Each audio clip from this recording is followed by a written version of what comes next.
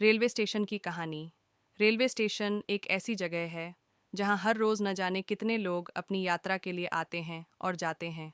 ये जगह न केवल यात्रा की शुरुआत या अंत होती है, बल्कि एक छोटा सा संसार बन जाती है जहां अलग अलग प्रकार के लोग, भावनाएं और घटनाएं एक साथ मिलती हैं।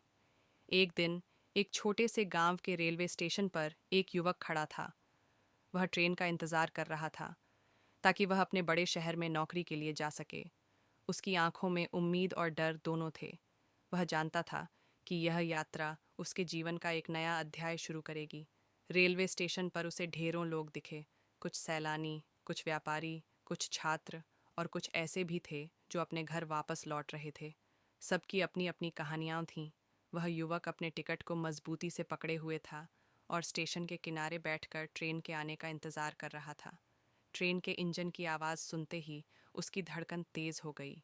ये वही आवाज़ थी जो उसे बचपन से सुनाई देती थी, जब वह अपनी माँ के साथ स्टेशन आया करता था।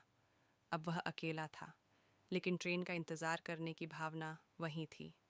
उसकी आंखों के सामने स्टेशन की भीड़-भाड़ का दृश्य था। एक ओर कुछ यात्री अपने सामान के साथ ट्रेन के पास पहुंच रहे थे।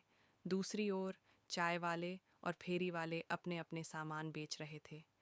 बच्चों की हंसी, महिलाएं आपस में बातें कर रही थीं और हर कोई अपनी अपनी दुनिया में खोया हुआ था। रेलवे स्टेशन एक जीवित संसार था, जहां समय रुकता नहीं था, लेकिन हर कोई अपनी गति से चल रहा था। कुछ देर बाद ट्रेन आई और युवक ने अपना सामान लेकर उसमें चढ़ने का निश्चय किया।